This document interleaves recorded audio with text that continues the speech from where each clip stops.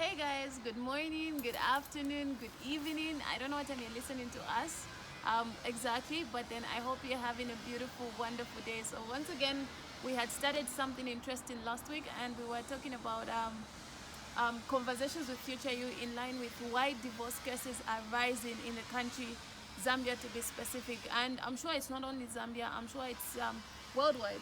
I'm sure some people are experiencing it as well in other countries, but divorce cases across the globe are actually shooting up at a very high pace, and we just wanted to have conversations to really understand what the reasons are.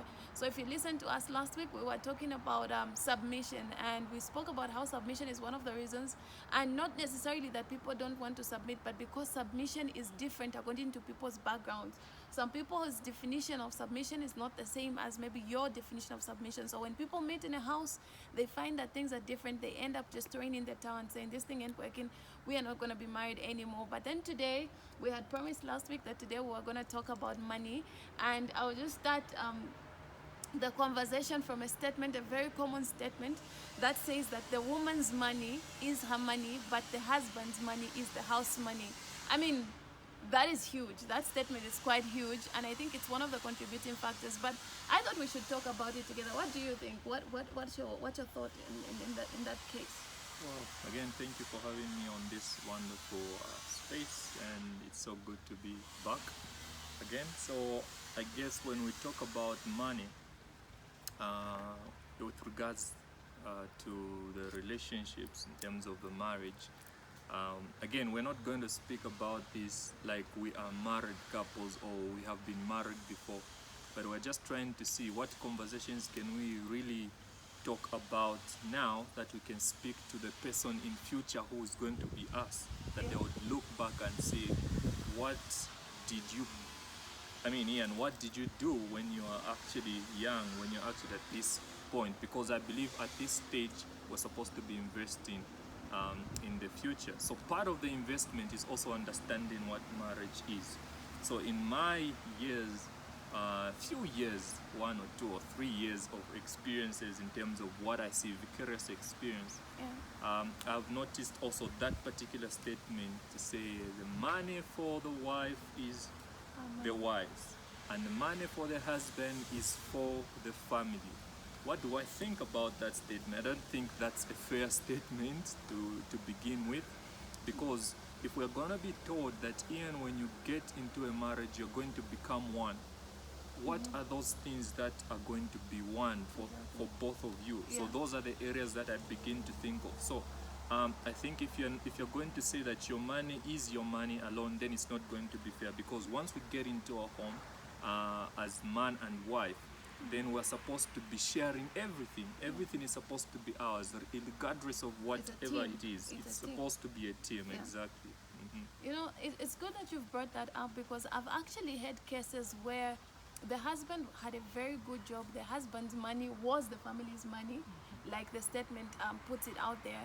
And then the woman also has a job, for example, and she's doing quite well. She's earning the money, but then she doesn't contribute to the family money. So the school fees is coming from the father, the house food money is coming from the father, everything's coming from the father. Then her money is for her dresses, her wardrobe, her makeup, her hair, her face cream, and all of that. But then what's interesting about that is I've had a case where the husband happens to lose his job. So in that instant that he loses his job, instead of the woman coming in to help, because she has grown with that idea, that ideology that her money is her money, she begins to put pressure on the husband to say, no, the children don't have school fees, and I'm not gonna pay because that's my money. It's your money, so you have to go and get out there and look for a job. And the husband is trying to look for a job. He's trying hard to find something. But of course, it's challenging. It's not like finding a job is just, you go to the next door and say, give me a job. Sometimes there are all these issues. So the man is trying. And what was so sad about it is the man could not easily find a job then. And the wife failed to pay the child's school fees to go to school. The child did not go to school because the mom refused to release her money, saying, it's my money, your dad is supposed to take care of the bill. It got to an extent where now the father is looking around who can he borrow money from to be able to pay school fees. But I think that's quite sad, because your wife can afford, like, I don't know how you guys think about that, but for me that is actually very sad. And because the wife begins to look at the husband like he's not man enough now, he's not able to provide, so it begins to create this void in their relationship to an extent where they lose focus on each other. So by the time the intimacy is gone, because then you are not one anymore. Because if I have a problem and we are one and I come to you with a problem, I expect that we are going to sort it out together.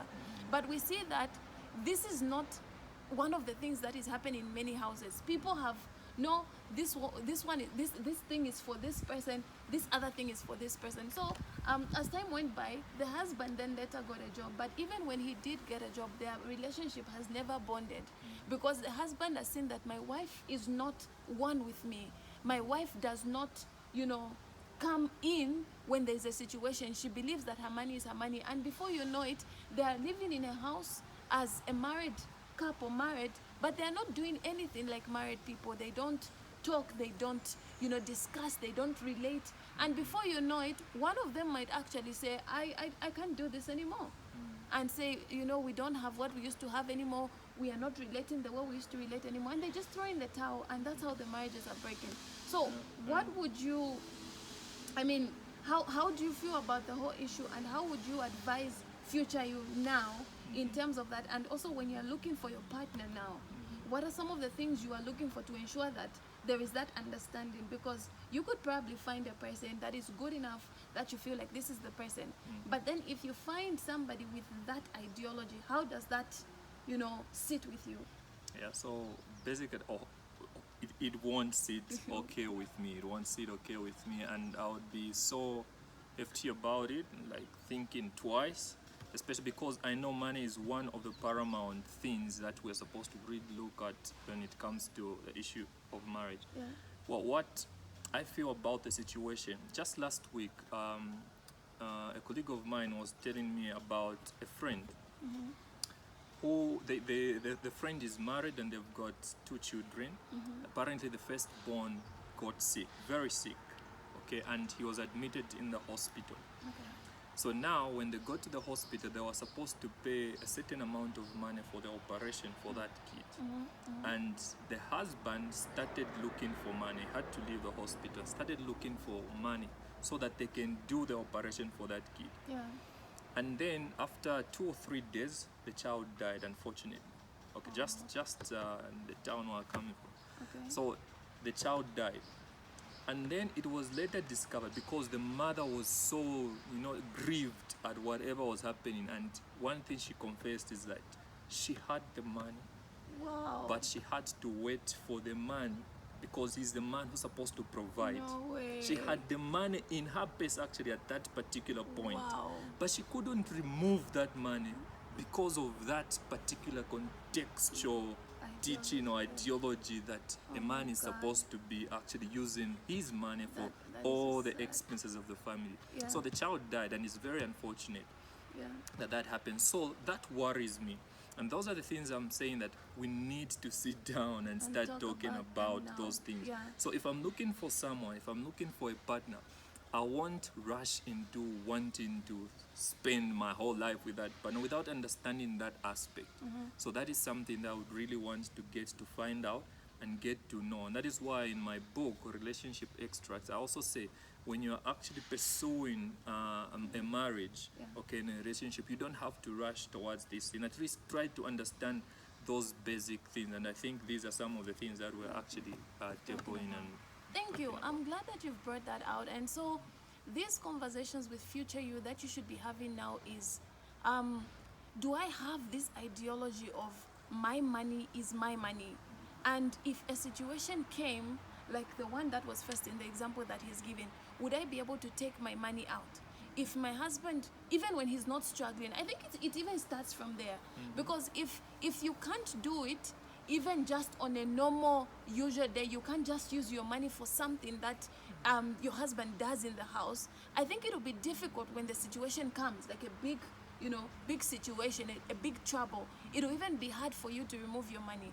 But it starts with now. Like, it's as simple as every time, all the dates that you go for, you also have a job, but all the dates you'd never want to do anything.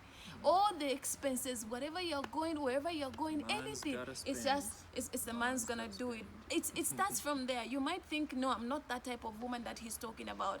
But I think it starts at this level. It starts from things as little as that, where sometimes you're just like, okay, no, he's the one to always get me gifts. Have you ever got him a gift? No, he's the one to always, pay for the fuel. Have you ever tried?